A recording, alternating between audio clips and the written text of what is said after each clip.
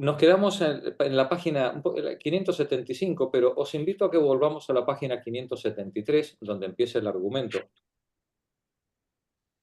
A mitad de la página, antes del espacio, dice la autora: la tristeza de las personas de edad no es provocada por un acontecimiento o por circunstancias singulares.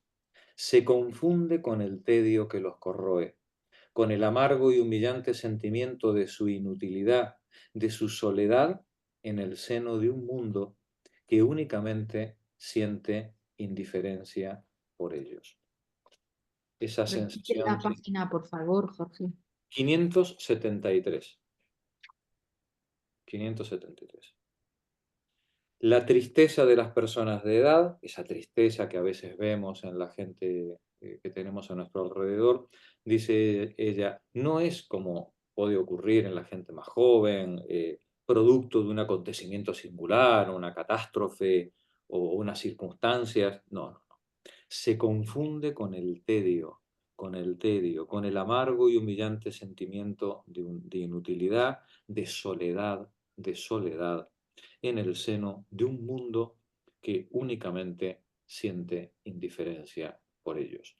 Este es un párrafo muy duro, pero que creo que centra muy bien una buena parte del problema, ¿no? Vemos esto, nuestros mayores aislados en una burbuja, separados del mundo que les rodea, un mundo que sigue su marcha y que ellos han quedado a un costado completamente abandonados.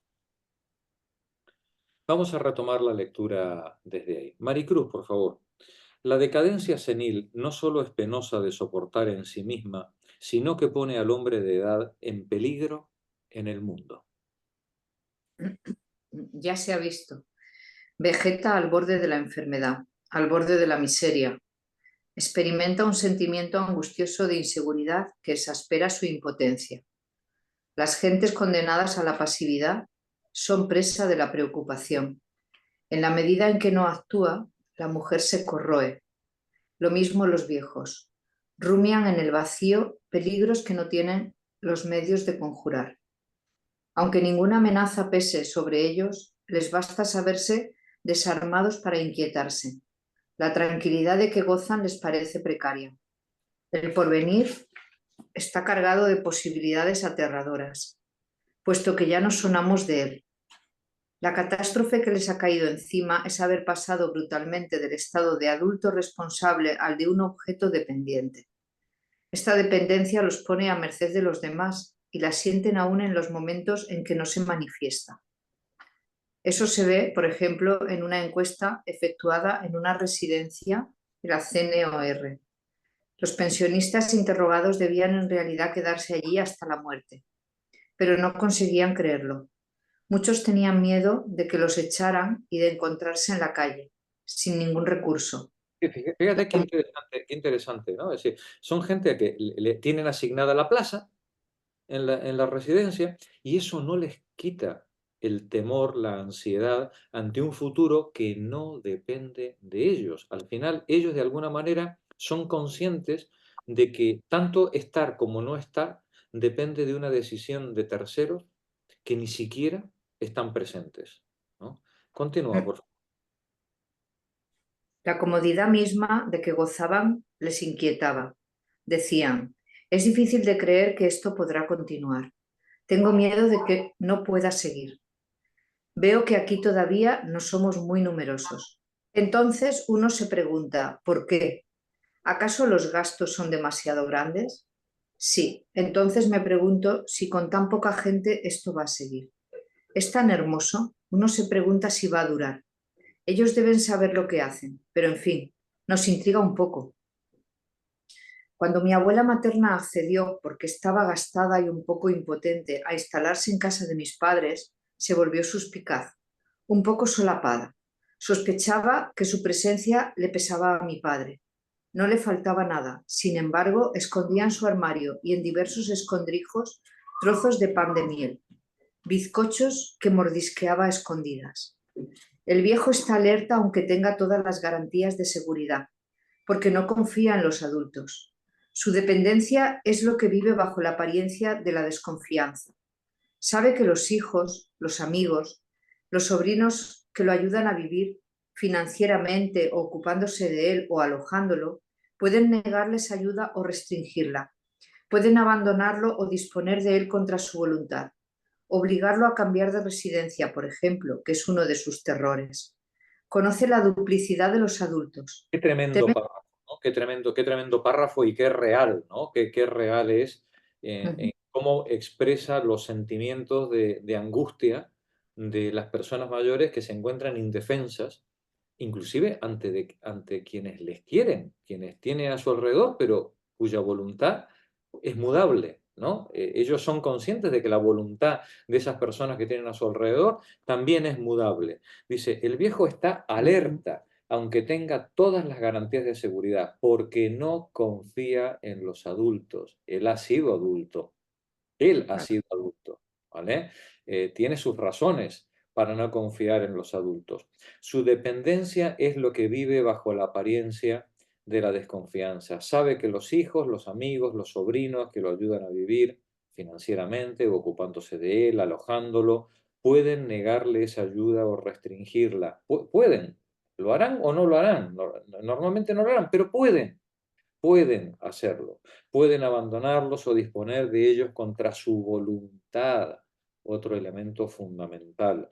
Obligarlo a cambiar de residencia, por ejemplo, que es uno de sus terrores. Conoce la duplicidad de los adultos, ¿no? Que te dicen a la cara una cosa y por detrás maquinan otras. Todo eso forma parte de los miedos, las incertidumbres de una persona que vive en la absoluta dependencia de los demás. Continúa, Maricruz, por favor.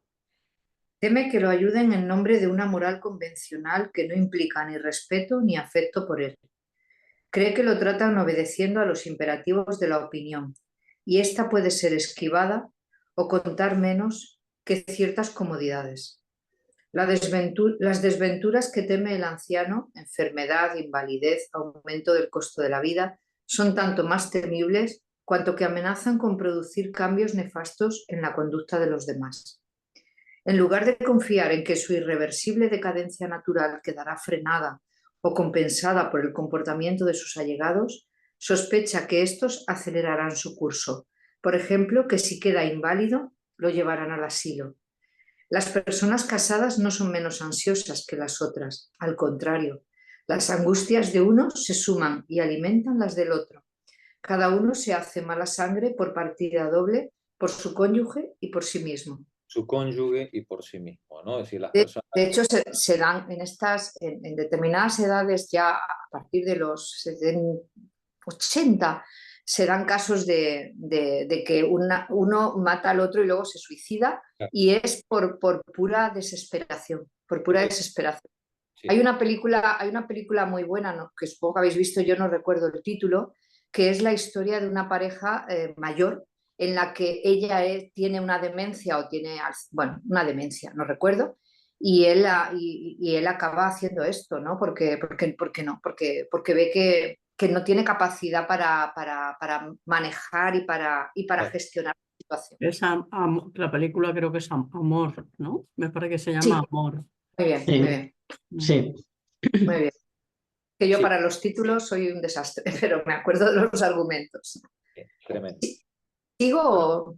No. Que siga María José. Nos dice, claro, la decadencia senil, nos dice la autora, no solo es penosa, sino que pone al ser humano en peligro, ¿no? Esa decadencia lo coloca al sujeto, a la persona, a la mujer, al hombre, en una posición de vulnerabilidad que le genera unas preocupaciones tremendas, ¿no? Ante esa preocupación, las personas mayores pueden reaccionar de manera muy diversa, ¿no? A veces refugiándose en hábitos en los que encuentran cierta tranquilidad, cierta repetición que les fortalece, otras veces refugiándose en el control obsesivo de lo que ellos consideran sus posesiones, otras veces lo van a hacer retirándose de la vida social, refugiándose en el aislamiento para tratar de sentirse lo menos vulnerable posible ante la mudanza de las acciones de la gente que tiene a su alrededor. De ahí vendrán muchas veces gestos de hostilidad hacia la gente que tienen al lado o a veces sorderas, inclusive sorderas fingidas, ¿no? Es decir, para tratar de aislarse del medio y que no le cuenten películas. Son todos mecanismos de defensa ante una situación de incertidumbre, de temor, en la que ellos no pueden hacer nada. Y muchas veces este temor también se va a manifestar en las relaciones que ellos establecen o con los otros ancianos como ellos, o con su familia, o con sus hijos, etc. Bueno, este primer tema lo vamos a ver ahora, María José nos lo va a leer, el refugio en los hábitos. Adelante, María José. Contra la precariedad. ¿Se me oye? Sí.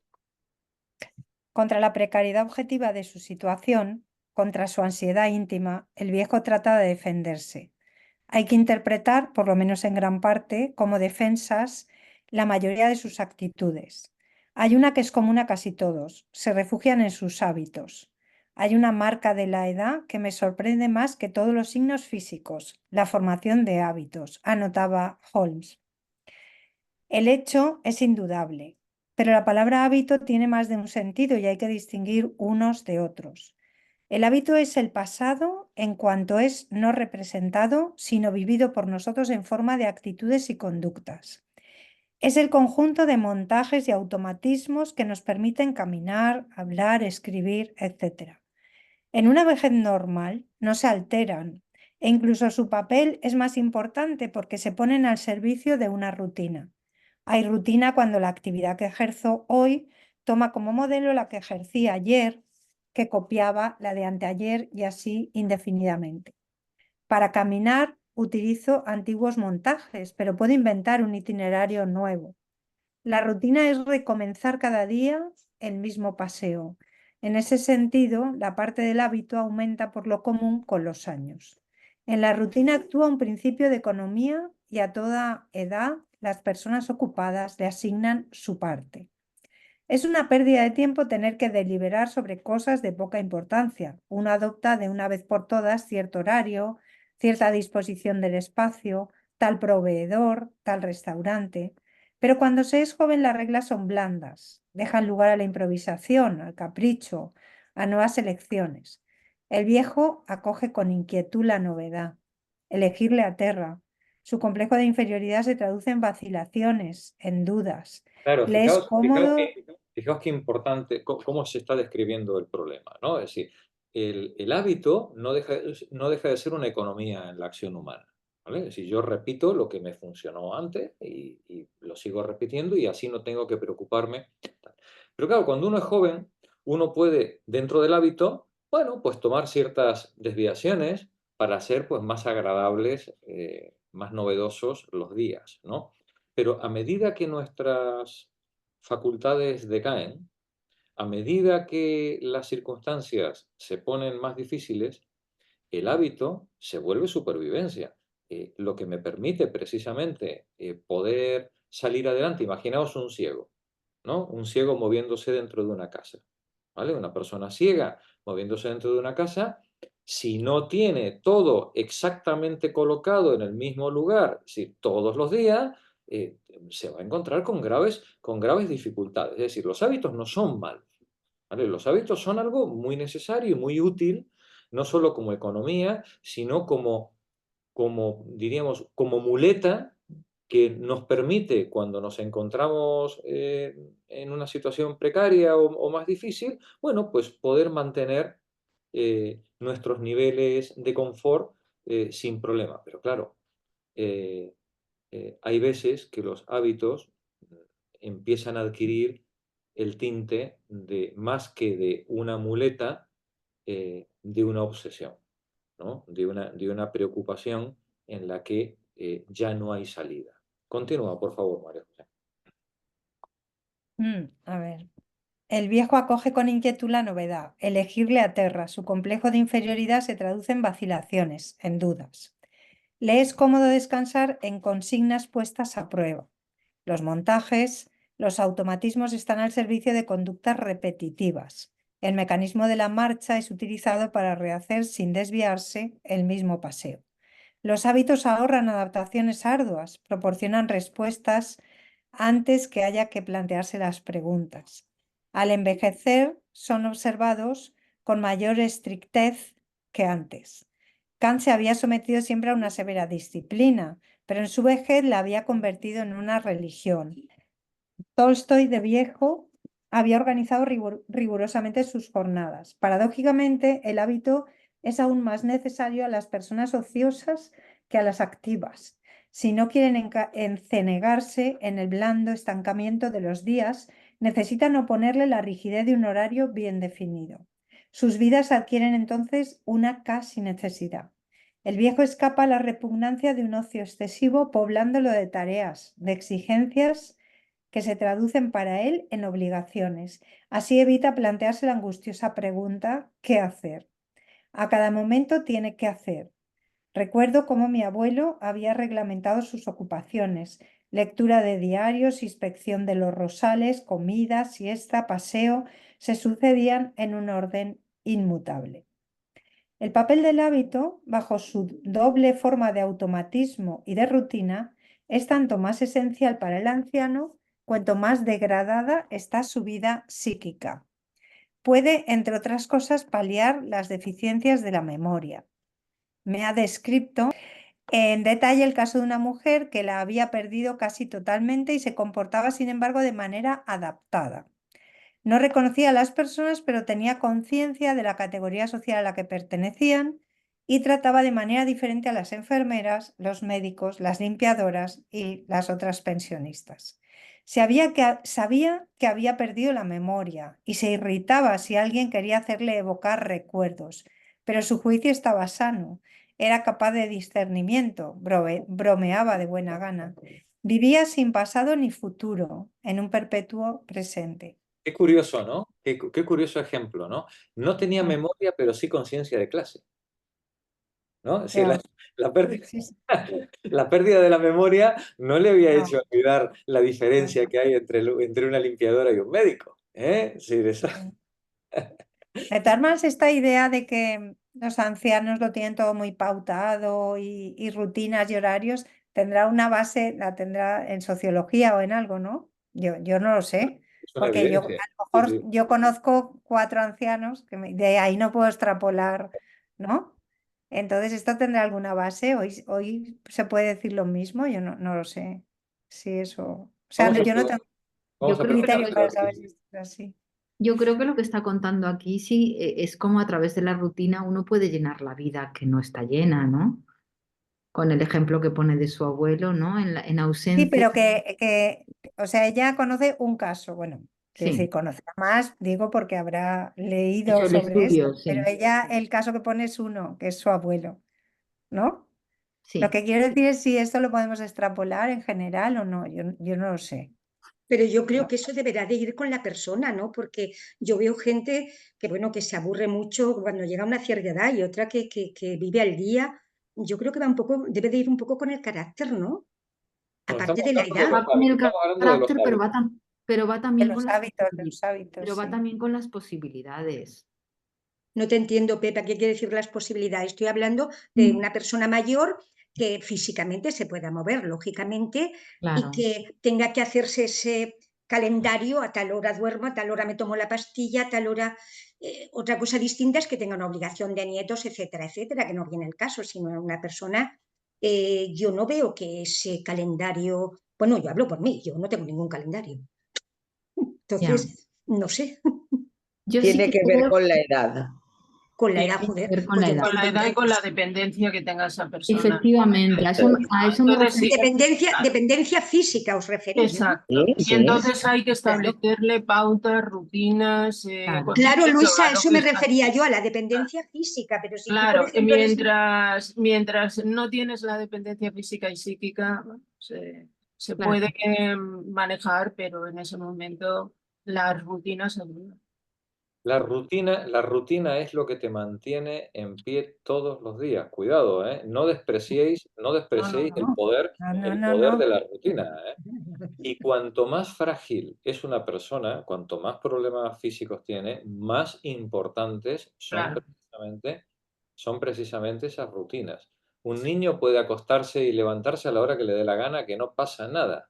Sí, como vosotras no cumpláis un horario de dormir, al día siguiente estáis machacadas, ¿eh? Sí, y estáis todas estupendas, ¿eh? Pero la edad no pasa. Bueno, di Silvia. Por eso también yo pienso en algo que resulta muy difícil.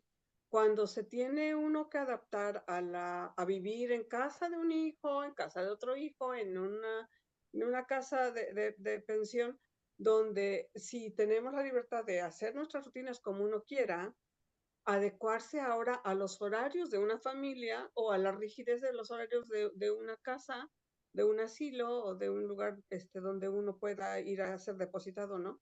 Muy Eso a bien. mí me parece que de lo más complicado, porque incluso vivir y cambiar el esquema de, aquí están mis cosas queridas, mi ropa la tengo como yo quiero, mis objetos familiares, mis libros, mis cosas que uno tiene, que para otros pueden ser un desecho, algo que no sirve, algo que ya no es útil, y cambiar, ¿no? O sea, eso es de lo más duro, de lo más difícil. Sí. Por eso yo pensaba, bueno, si alguien se va a ir a vivir a la casa de un hijo, ahora y otra semana con otro hijo y otra semana con otro hijo, va a ser un desajuste tremendo para la persona, porque en qué momento y en qué lugar se va a sentir que está en su propio espacio.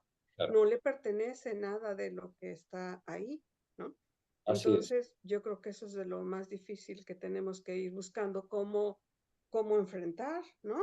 Que nos Claro. está preparando para no solo el futuro lejano, que a veces ni es tan lejano, sino tomar decisiones propias, ¿no? ¿Cómo quisiera yo y cómo estoy pensando yo que me puede suceder a mí cuando sea necesario hacerlo, ¿no? Porque sin sentir que uno da la lata, ¿no? A otros, Claro. pues bueno, esto es lo que principalmente quiero decir. Sí. No, no, muy bien, muy atinente, totalmente, totalmente. Acabas de poner el ejemplo de la importancia de esas pequeñas normalidades que tenemos a nuestro alrededor, pero que al final nos configuran, porque nosotros no solo somos nosotros, también Claro. somos el adorno que tenemos, la foto del familiar que tenemos Claro. encima de la mesita, ¿no? Sí. Claro, cuando tú tienes 8 años, o 15 años, da igual dormir en el suelo que dormir en el monte, ¿no? Todo es aventura y todo es novedad y todo, pero claro, pero cada vez necesitamos más el refugio de esos símbolos, de esas cosas que nos dan la pertenencia y la tranquilidad, ¿no? Claro, claro. Muy bien, Silvia, sí, muy bien. Bueno, yo creo, María José, que es un asunto generalizado. No tengo, yo como decía nuestro amigo Victoriño, de broma, no tengo datos, pero tampoco tengo dudas. Vale. Muy bien, muy bien. ¿Eh? De, to- Está de muy todos bien. modos, de todos modos, bromas aparte, le podemos preguntar a Clisia qué clase qué datos tenemos con respecto al tema del hábito y la rutina en la actualidad, ¿no? Dejamos la pregunta anotada. Vale, ¿Vale? muy bien. Vale, Adelante. sigo. Vale. Los montajes, la rutina, solo pueden funcionar si el mundo exterior está exactamente reglamentado y no suscita ningún problema. Cada cosa debe estar en su lugar, cada acontecimiento producirse a su hora. En parte por eso, el menor desorden irrita al anciano de una manera que puede parecer enfermiza.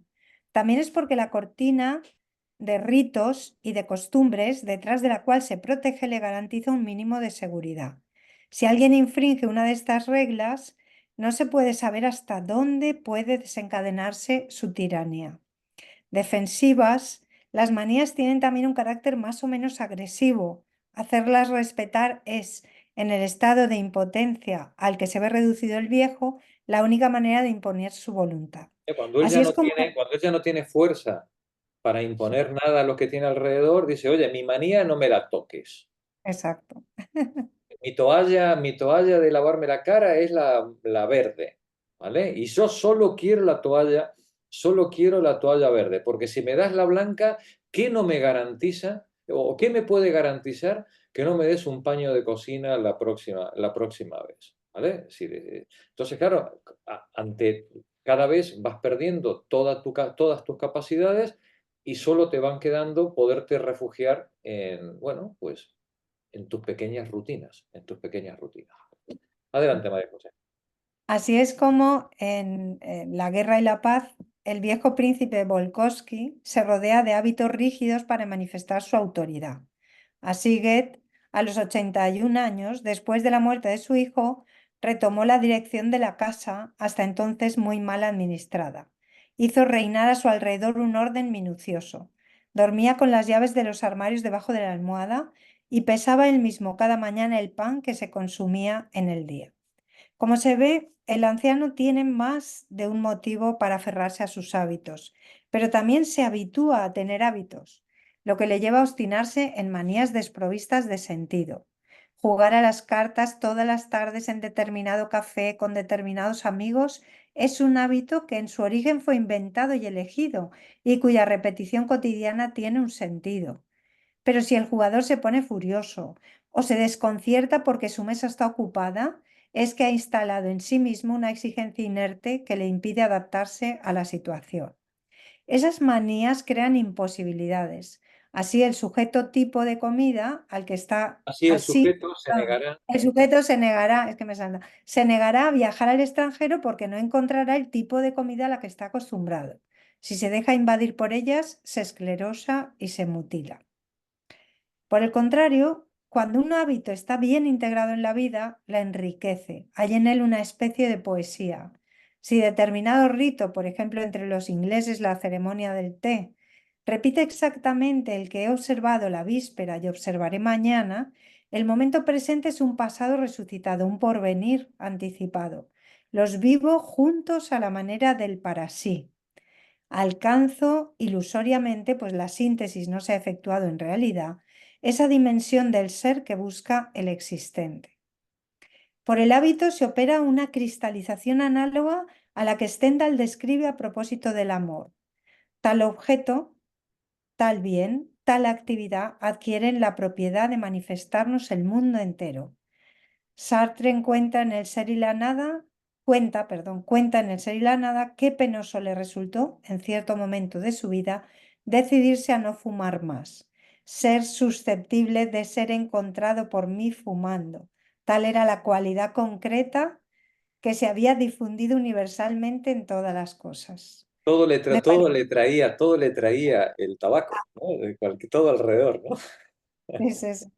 Adelante. Me parecía que yo se las iba a arrebatar y que en medio de ese empobrecimiento universal valía un poco menos la pena vivir.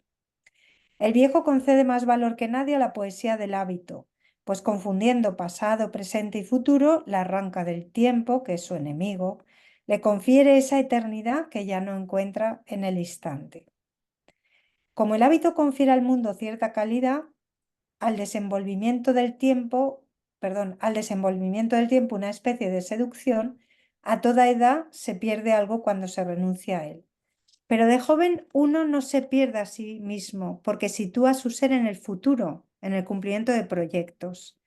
El viejo teme el cambio porque, como no teme no saber adaptarse, no ve en él una apertura, sino solo una ruptura con el pasado. Cuando el viejo, Como claro, no, cuando el muchacho cambia de hábito, como podríamos decir, está progresando. Claro, cuando la persona mayor abandona el hábito, abandona una parte de su historia, abandona una parte de su identidad, porque al final Kant también era ese que hacía todos los días a la misma hora el mismo paseo, ¿no? Formaba parte de su personaje, ¿no? Continúa.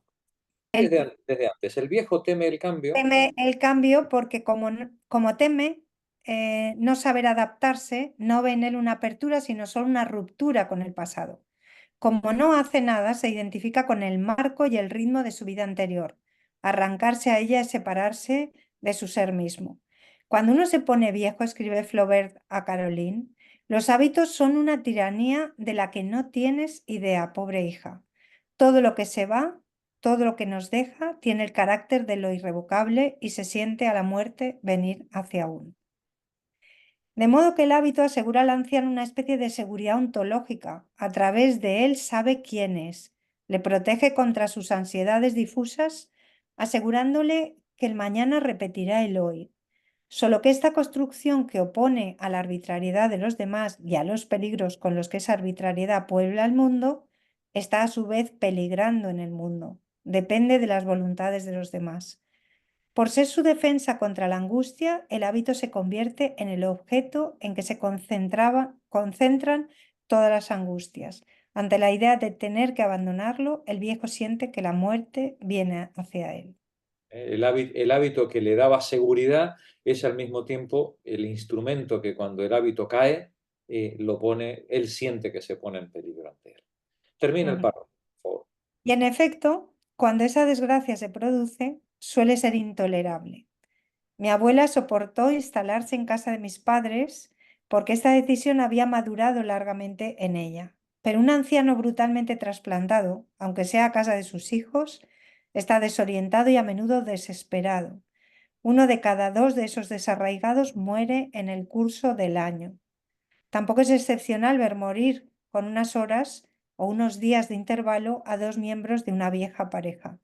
Entre el apego sentimental y el hábito es difícil establecer la separación. Gracias, María José. Un comentario sobre esto. Yo creo que hay un concepto que está de fondo, que ella lo está dejando caer, pero que a mí me parece interesante resaltar, que tiene que ver con la necesidad o las ventajas del hábito como defensa, que es manejarse con la incertidumbre, ¿no? Claro. La incertidumbre es uno de los sentimientos más brutales que hay y es a todas las edades. Es quizás el más devastador de un ser Dicen humano. que es de los más mortíferos que hay, ¿no? Todos al final antes o después te sitúas con lo malo en la vida, pero esa espera de no saber qué va a pasar. Y entonces el hábito, las manías, las rutinas son defensas contra esa incertidumbre. Entonces es un sentimiento que aunque está presente a lo largo de la vida, en la medida en la que van desapareciendo las posibilidades de que esté en tus manos la vida que tú quieres tener, el sentimiento de incertidumbre se acentúa y al final apegarte al tipo de toalla que quieres que te pongan o a que te pongan uno babero para comer.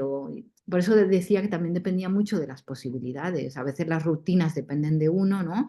Estos ejemplos que están poniendo de me levanto a tal hora, leo el periódico, luego me dedico a los rosarios, pero hay un montón de gente que aunque no haya tenido la posibilidad del hábito, incluso tener uno depende de otros, ¿no? Claro.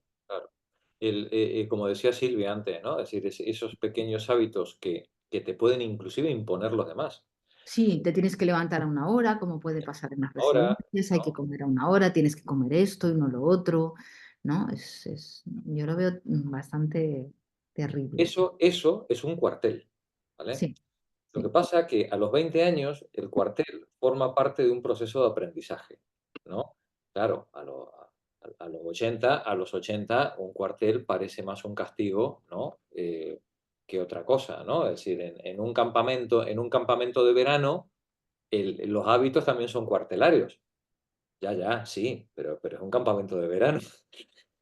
Claro que no tiene nada que ver. Bueno, y nos pasamos la vida con la ficción de que a través del orden obtendrás la recompensa y ahora trabajas para tener esto y ahora estudias para conseguir aquello y ahora haces más horas para tener más vacaciones.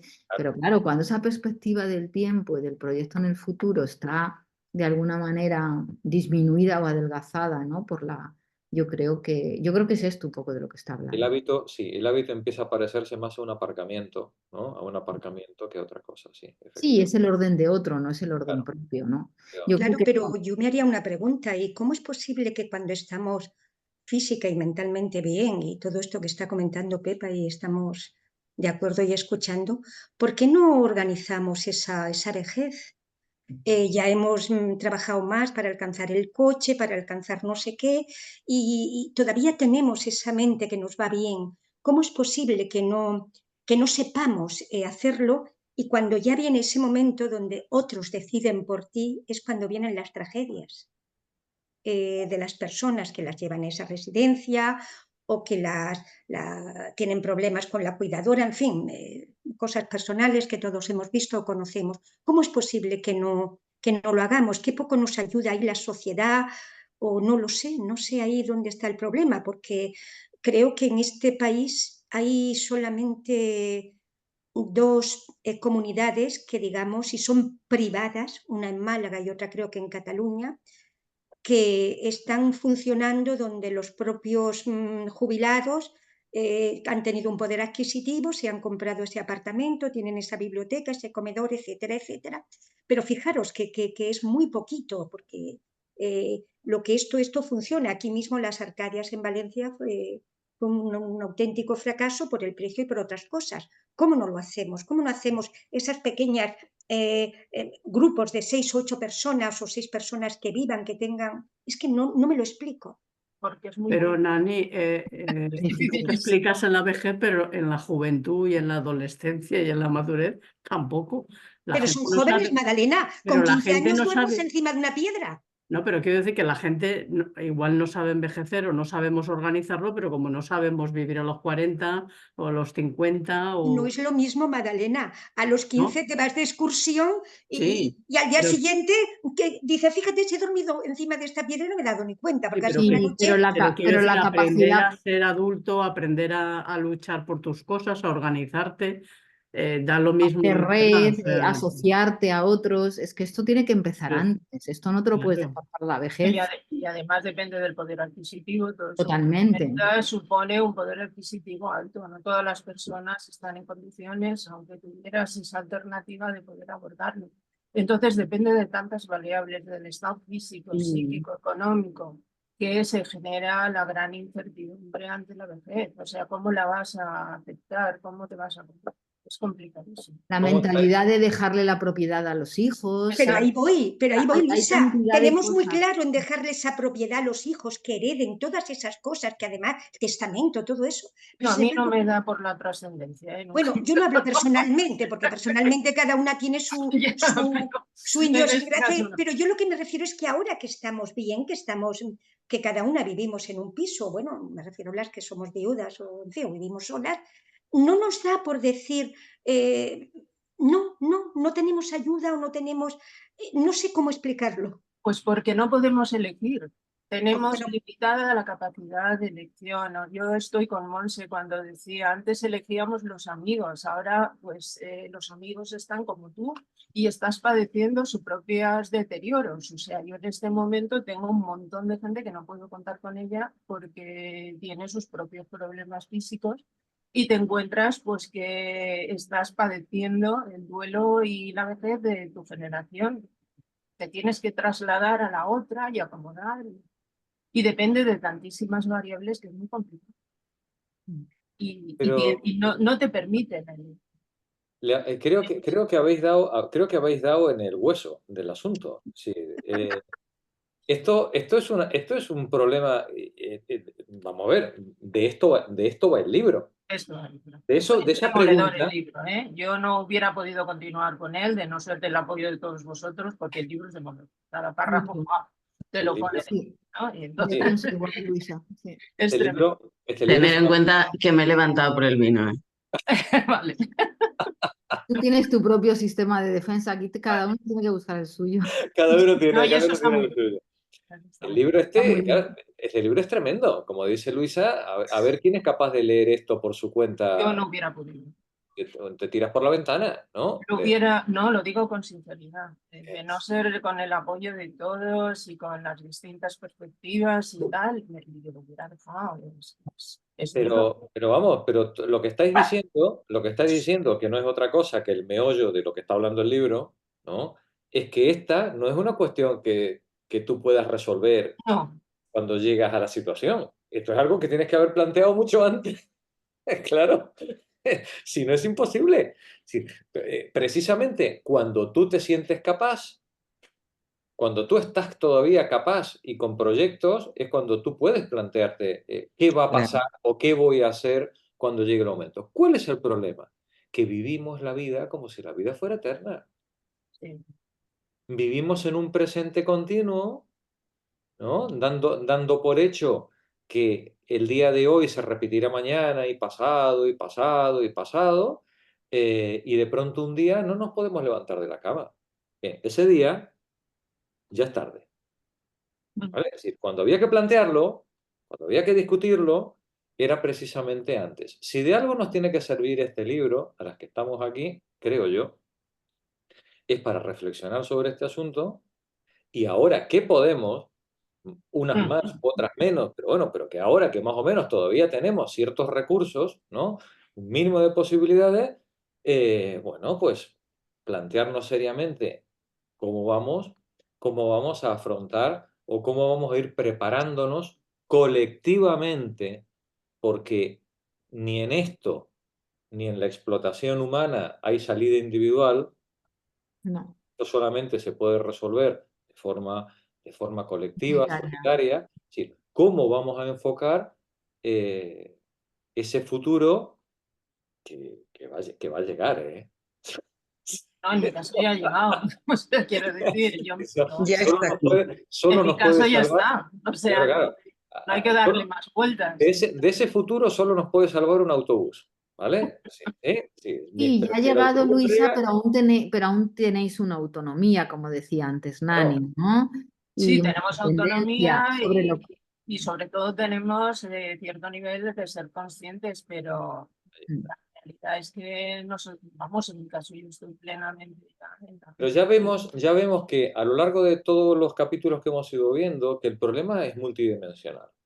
Esto no solamente es una cuestión de edad, es una No. cuestión también de circunstancias socioeconómicas, de circunstancias vitales. Es una cuestión de soledad, es una cuestión de relaciones con los demás, de prestigio, de estar imbricados en la comunidad de la que antes formábamos parte y que la pérdida del trabajo productivo nos ha ido alejando, ¿no? de las amistades, del- de los grupos de prestigio que había a nuestro alrededor.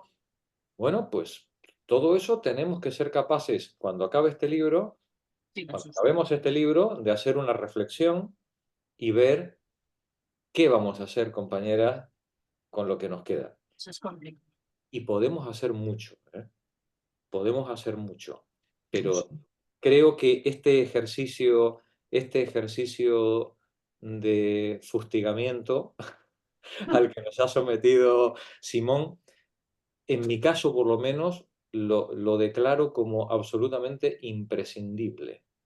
No, Yo no, jamás habría visto las cosas que estoy viendo después de leer este texto. Con este texto me ha pasado como con el segundo sexo o con el Capital de Marx, que el mundo lo tenías ahí delante, pero no lo veías. No lo veías.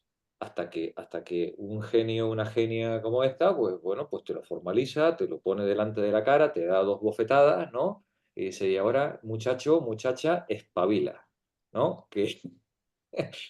Como decía Marx, de te fábula narratur, estamos hablando de ti, ¿vale? Aquí no estamos hablando de los demás. no, Este texto no está hablando de los viejos, de esos otros viejos, está hablando de nosotros. así Está lo hablando entiendo. de nosotros. Claro, ser capaces, tomar conciencia de eso es el primer paso para poder hacer algo diferente. Así que vamos a seguir rumiando el asunto, porque cuando esto acabe os voy a invitar a que tengamos bueno, pues unas cuantas charlas para ver qué hacemos. ¿Eh? Yo estoy muy de acuerdo con Luisa con lo que ha dicho. Yo Praxis. tampoco hubiese sido capaz de sola haber acabado el libro o leerme. Creo que lo hubiese abandonado. En Sí, esto sí, coincido totalmente. Gracias a todas nosotras y indudablemente a la persona a Jorge, que es el alma de todo esto, pero es Gracias a importante lo que ha vosotras. dicho Luisa. Sí. Gracias a vosotras. Yo jamás me habría leído un ladrillo como este Sí. Si no es porque tengo la obligación de tener que explicarlo, ¿no? Vamos, vamos, vamos, vamos. Menudo regalo me habéis hecho con estos textos. En general, con todos los textos que hemos trabajado, ¿no? Son textos muy, muy iluminadores, ¿no? Pero bueno, pero este es especialmente Cuando, profundo. Monse. cuando compré el libro, lo abrí por una página, y empecé a leer. Y empecé a leer y a las 2 páginas yo estaba llorando. Y yo dije, Dios mío, ¿dónde me he metido? Cerré el libro y le dije, Nani, en 2 páginas y lloraba como un mono. Y luego ya no he llorado, he visto lo que es, ya lo he podido. Pero yo sola empecé a llorar salvajemente aquel día de leer página y media. A mí me pasó con El Capital. Recuerdo el capítulo 13. Cuando llegué al capítulo 13 del Capital, en mi primera lectura, no podía dormir por la noche, tenía pesadillas todas las noches. Era una cosa tremenda, era tan terrible lo que estaba, son todas esas cosas que tú sabes que existen, pero cuando te las ponen todas juntas delante de la cara, en fin, te revuelve, ¿no? Eso te revuelve y te deja marcado. Hay un antes y un después. Yo creo que estos textos son textos en ese sentido iniciáticos, ¿no? Después de haberlos trabajado, ya no puedes volver a ver el mundo de la misma manera, ya nunca más, ¿no? Nunca más. Es la gran virtud, el gran regalo que nos ha dejado en este caso Simón, ¿no? El gran regalo de Simón. Bien, vamos a continuar la lectura. Pepa Martínez, por favor. Siguiente mecanismo de defensa, las posesiones. Aferrarse, ¿verdad? Ujú. Aferrarse a los propios hábitos implica que uno está apegado a sus posesiones. Las cosas que nos pertenecen son, por así decirlo, hábitos fijados. Estoy un poco mal de la garganta, voy a Muy pasar bien, palabra. Sí. no te preocupes. Silvia, por favor, adelante tú. Aferrarse a los propios hábitos. Sí, a ver, aferrarse a los propios hábitos implica que uno está apegado a sus posesiones. Las cosas que nos pertenecen son, por así decirlo, hábitos fijados, la indicación de ciertas conductas repetitivas de apropiación. Tener un jardín es poder repetir cada tarde el paseo, ese sillón espera que yo me siente en él todas las noches. La propiedad también garantiza una seguridad ontológica. El posesor es la razón de ser de sus posesiones. Mis objetos son yo mismo. La totalidad de mis posesiones refleja la totalidad de mi ser. El propietario mantiene con su propiedad una relación mágica. El anciano, como ya no le corresponde hacerse, ser haciendo. Para ser quiere tener. El anciano dice, es la frase es rebuscada, es sartreana, ¿no? Frase sartreana. El anciano, como ya no le corresponde hacerse ser, haciendo cosas, para ser, tiene que tener. Adelante. Esta es la razón de esa avaricia que se observa en él con tanta frecuencia. Esta abarca objetos concretos. El viejo detesta que usen sus cosas, incluso que se las toquen. Se fija también en su equivalente abstracto, el dinero. El dinero representa un seguro sobre el porvenir, protege al viejo contra la precariedad de su situación. Esta explicación racionalista es insuficiente. Salta a los ojos cuando se ve morir a una nonagenaria, en la miseria con un montón de dinero debajo del colchón. El dinero es sinónimo de poderío, es una fuerza creadora. El viejo se identifica con él mágicamente. Experimenta una satisfacción narcisista contemplando, tocando esa riqueza en la que se reconoce. Y también se encuentra en él esa protección que le es tan necesaria. La posesión es una defensa contra el otro. A través de lo que tengo recupero un objeto asimilable a mi ser para los demás y por lo tanto no corresponde a los otros decidir quién soy yo. ¿Quién soy? Contra los que pretenden ver en él solamente un objeto, el viejo Gracias a sus bienes se asegura de su identidad. Por ahí también su sistema defensivo peligra en el mundo. Los demás pueden robarle su dinero, arrebatárselo. La avaricia se convierte en una manía. Adopta formas neuróticas porque la propiedad en que el viejo busca un refugio contra la ansiedad se convierte en el objeto de su ansiedad. Al mismo tiempo que una defensa. La avaricia es a menudo una forma de agresión con respecto a los demás. El anciano se venga de sus hijos negándose a ayudarlos financieramente o, si están bajo su dependencia, imponiéndoles un tren de vida miserable. Es la única forma de poder que conserva y experimenta un placer taimado en hacerlos sentir. Gracias, Silvia. Pilar, vamos a ver otra forma de defensa que adopta la persona vulnerable, que es en este caso abstenerse o reducir sus relaciones con el mundo externo. Adelante.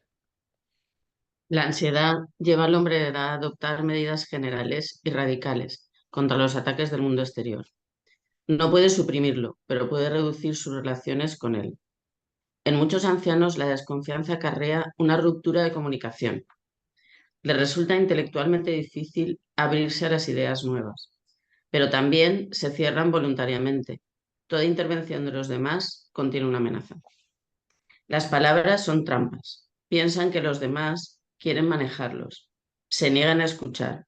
Así se explica la sordera que fingen muchos de ellos.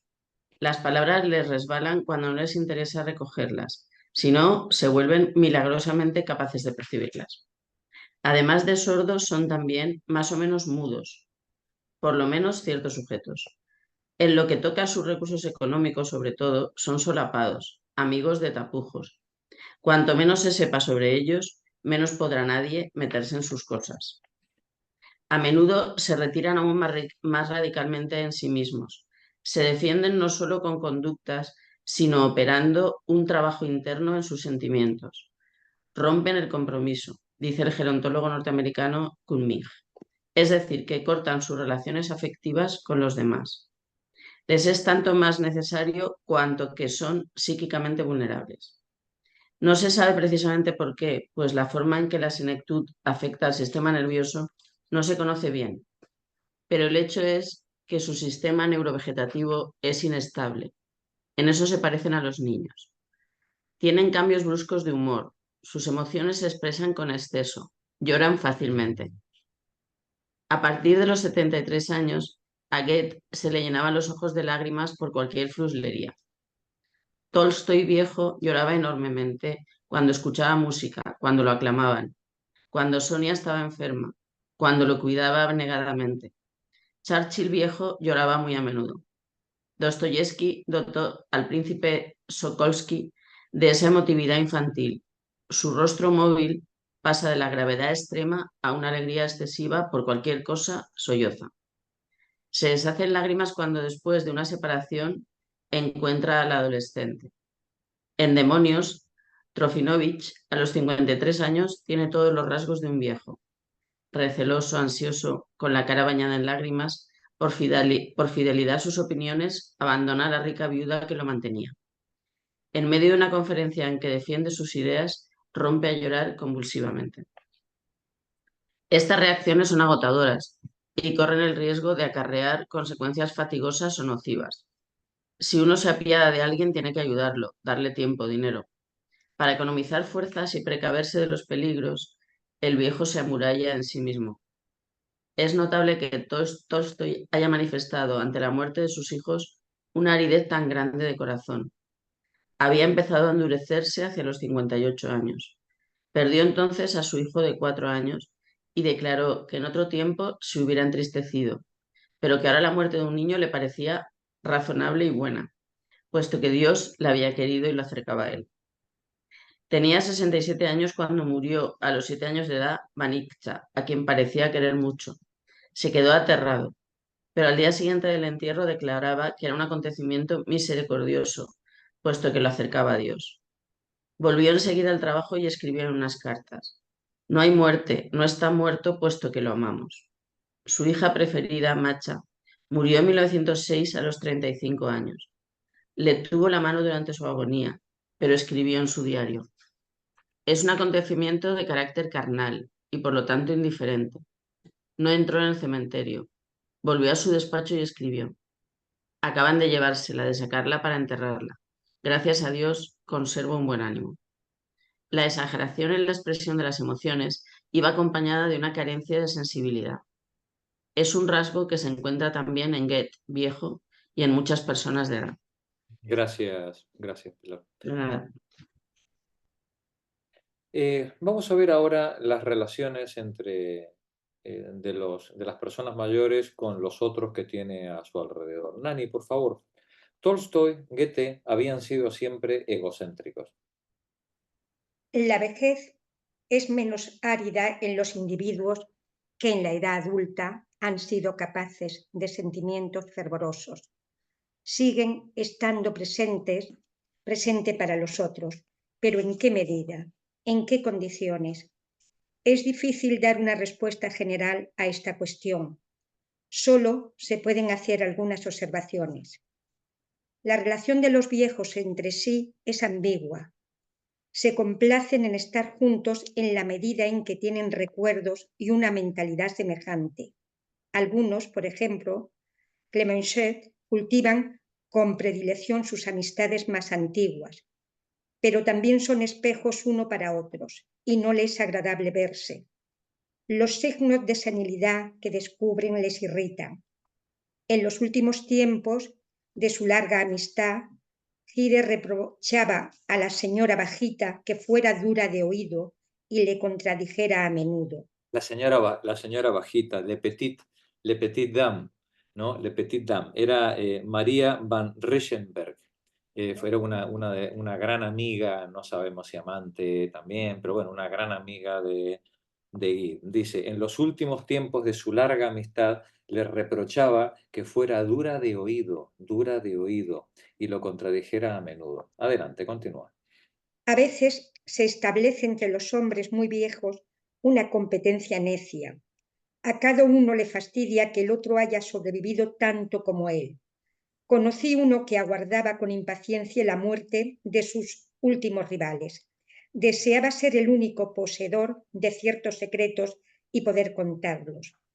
Pero la actitud más difundida entre los viejos es la indiferencia, sobre todo en los hombres.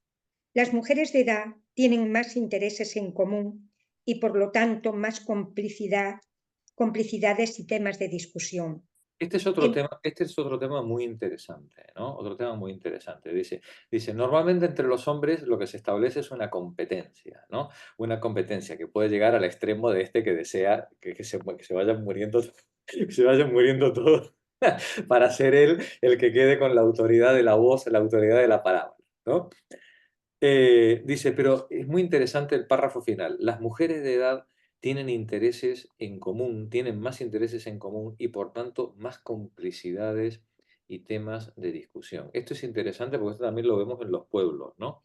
En los pueblos aislados, ellos casi siempre a lo suyo en solitario y ellas casi siempre haciendo corrillos unas con otras, ¿no? Esto también es otra de la que tampoco tenemos datos sociológicos, faltaría más, pero que podemos constatar en cualquiera de nuestros pueblos, ¿no?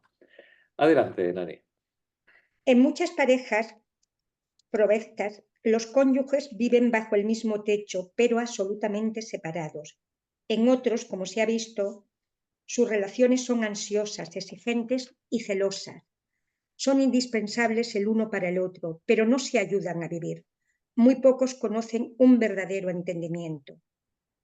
El equilibrio efectivo de las personas de edad depende, sobre todo, de sus relaciones con sus hijos. Suelen ser difíciles. El hijo no ha superado del todo su rencor juvenil contra el padre. En la medida en que lo ha conseguido, lo ha matado simbólicamente. Se ha separado de él o incluso lo ha suplantado. El padre, cuando ve de pronto en su hijo a un adulto, pasa por una fase de sentimiento edípico inverso. Debe reconstruir sus relaciones con su hijo y según logre hacerlo de una manera más o menos armoniosa, lo cual depende tanto de él como de su hijo, los sentimientos que tiene hacia éste en su vejez son afectuosos, ambivalentes o hostiles. Dependiendo de cómo el padre reconstruya su relación con el hijo a medida que el hijo se va haciendo mayor y cada vez más independiente, evidentemente, ¿no? Esa es nuestra tarea como padres, ¿no? Pues conseguir que los hijos adquieran una independencia que les permita, lógicamente, emanciparse, ¿no? Pero claro, en la misma medida en la que se emancipan, nuestra autoridad también se va viendo mermada, ¿no? Con lo cual, esa relación con los hijos hay que irla trabajando también y reconstruyendo a medida que los años van pasando. Y lamentablemente vemos que es la tarea pendiente, pues, de muchos padres, ¿no? Y de muchas madres, ¿no? Reconstruir a medida que los hijos se van haciendo mayores, esa relación con ellos. Continúa, Nani, por favor. La actitud reivindicativa y desconfianza del anciano se elabora sobre todo contra sus hijos. Se da cuenta de que soportan con impaciencia la autoridad que conservan o la carga en que se ha convertido. Normalmente la hija ama y admira a su padre. No tiene que matarlo para realizarse. Su afecto por él sigue siendo puro y es retribuido.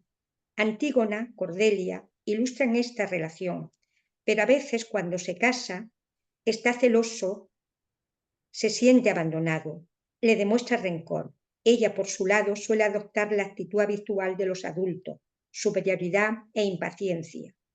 El amor de la madre por su hijo es uno de los menos ambivalentes que haya. Si se queda soltero, es para ella, en su vejez, una fuente de felicidad.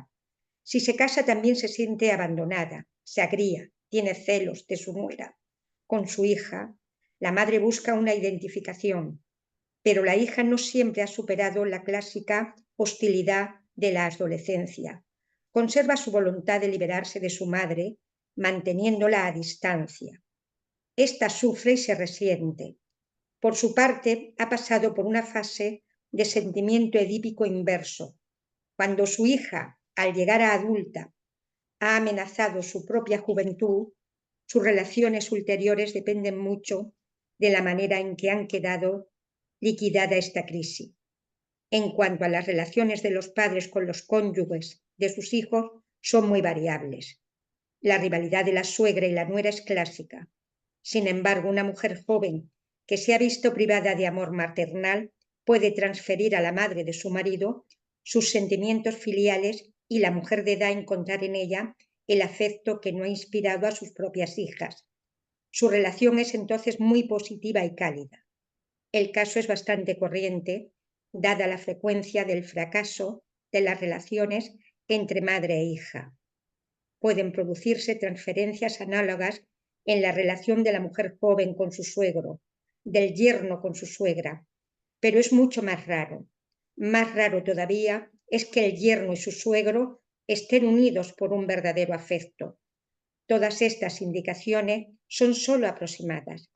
La relación entre las dos generaciones depende en gran parte de las afinidades que existan o no entre los individuos. Gracias, Nani. Elida, por favor, continúa tú. Sí. Los sentimientos más cálidos y más felices de las personas de edad son los que les inspiran sus nietos. Al comienzo no siempre son simples. Ocurre que tanto para los hombres como para las mujeres, la existencia de los nietos hace más difícil la fase del Edipo invertido.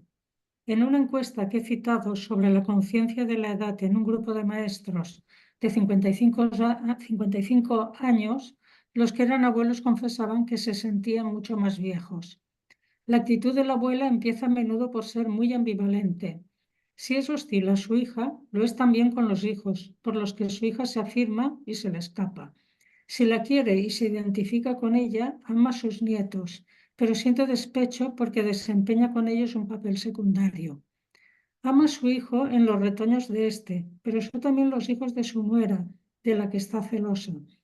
Como por lo general la mujer se valoriza como madre, la rivalidad con la hija o con la nuera en este terreno es muy aguda. La mujer supera con mucha menos facilidad la desagradable impresión de retroceder una generación cuando nacen los nietos. El hombre no rivaliza con sus hijos ni con sus yernos en el plano de la paternidad. Por lo demás, se le pide mucha menos ayuda. Por eso será en general más indiferente que la abuela.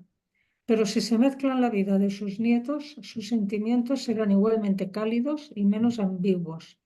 Hugo, el abuelo de Sartre, jugaba al abuelo, pero amaba con sinceridad a sus nietos. Freud lloró y perdió el gusto por la vida cuando murió su nieto. La mayor parte del tiempo, cuando los nietos llegan a los 10 años y el abuelo y la abuela han asumido su vejez, su condición les proporciona muchas satisfacciones. Todo lo que constituye la ambivalencia de la condición paterna, deseo de identificación, de compensación, sentimiento de culpa o de frustración, es ahorrado a los abuelos. Esto es Pueden algo amar. esto es algo que todas las que habéis sido abuelas creo que habéis vivido, ¿no? Los que todavía no nos ha tocado, yo solamente tengo Yo no. gato. ¿No? Pero es verdad que la relación de los abuelos con los nietos es muy especial. Es muy Sí. especial. Es Sí, muy- pero, perdón, es que ha dicho demasiadas cosas, demasiados tópicos, Sí, ¿no? sí. Quiero decir que ya me iba a estallar la cabeza. Quiero decir que como sube tanto el nivel, Simón, cuando dice estas cosas a mí me desconciertan, ¿no? Es verdad que aquí se nota que hay que contextualizar con el momento, ¿no?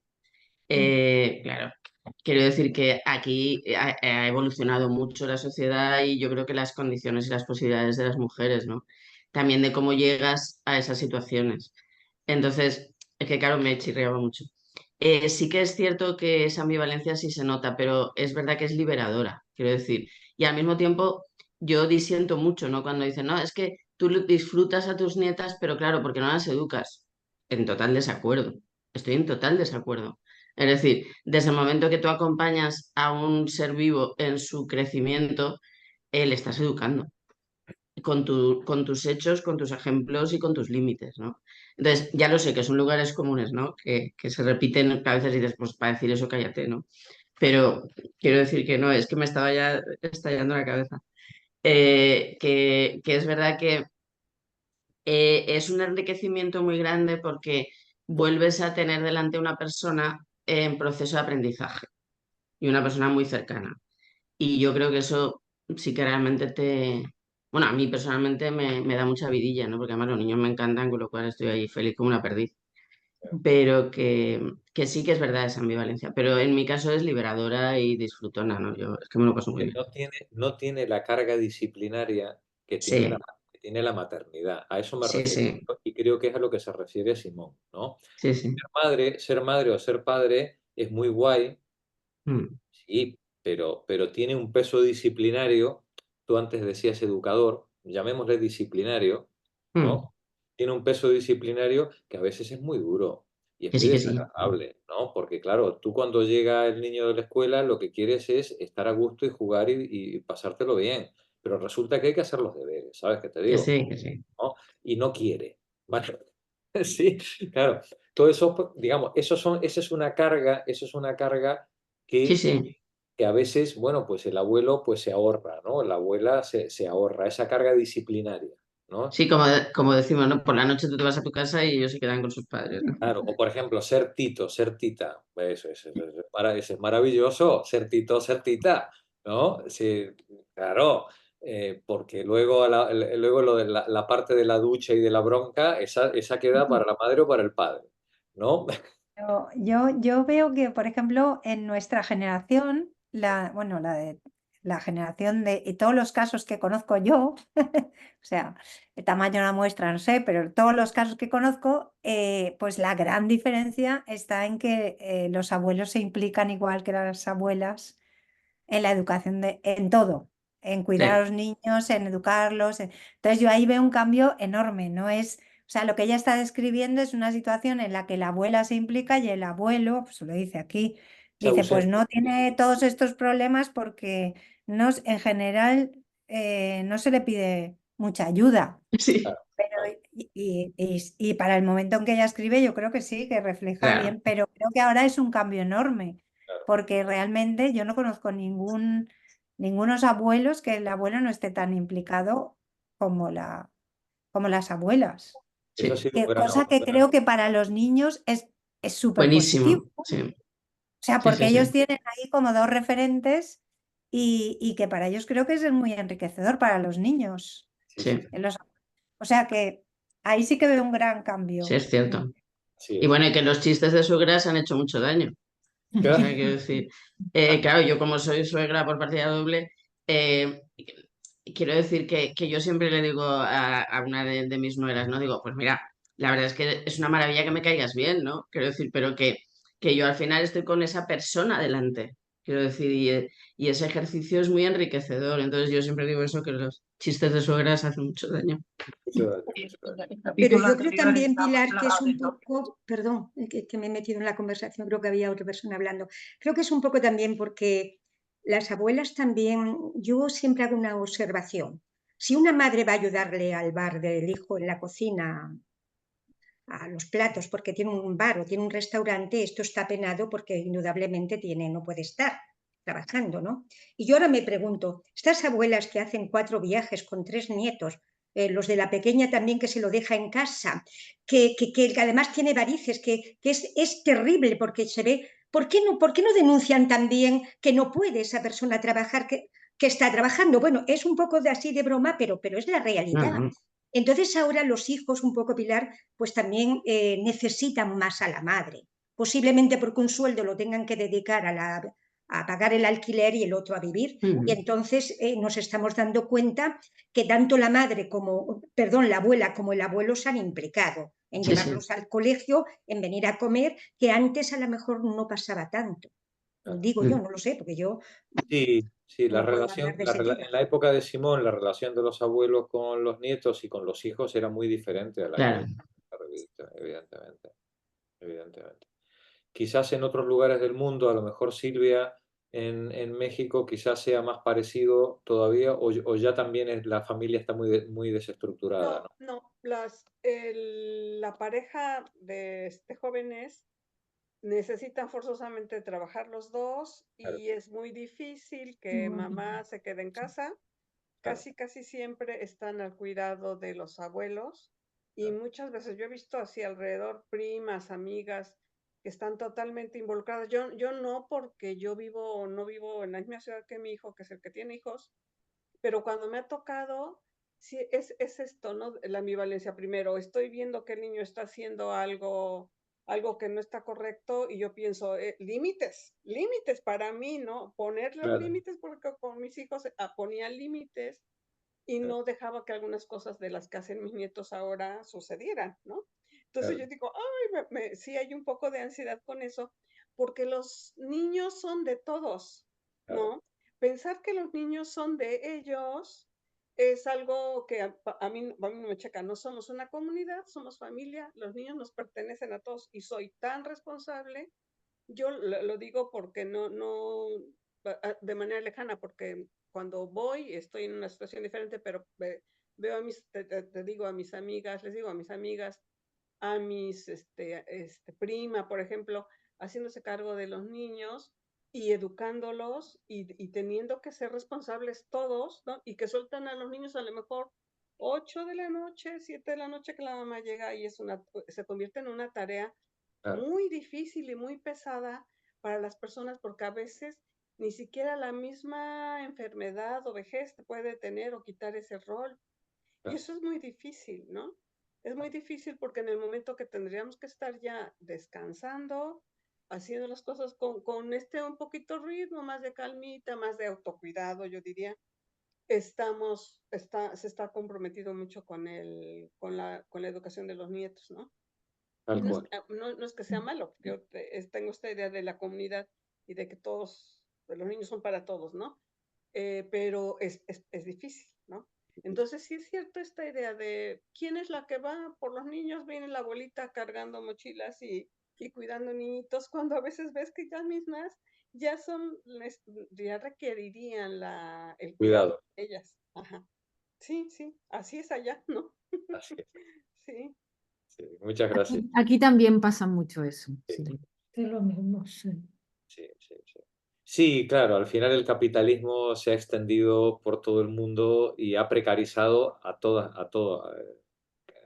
todos los países, ¿no? Y al Y final hay abuelos haciendo no esa labor de acompañamiento, sino haciendo una labor casi de sustitución con una ausencia absoluta de los padres por temas de trabajo, ¿no? Pero no nos olvidemos que el precio a pagar por el modelo anterior era la sumisión de la mujer al modelo de cuidadora, ¿no? Es decir, entonces, Sí, pero me ha gustado mucho eso que ha dicho Silvia de los niños son de todos. los No niños es son esto de de- todos, es precioso. Claro, al final si un abuelo, una abuela o ambos están con el niño 8 horas al Hay día, que como- ejercer, hay que ¿no? ejercer y Claro, porque los si hijos no, no le pueden exigir a sus no hay padres nadie, que... y no hay nadie, ¿no? Y también es como tú le entras al rol, ¿no? Sí, Porque claro. puede uno decir, yo soy abuela y me toca consentir, y no es, o sea, si estás con los niños, a mí me ha tocado ir cuando ellos entran primero a trabajar, los dos trabajan en educación, son maestros,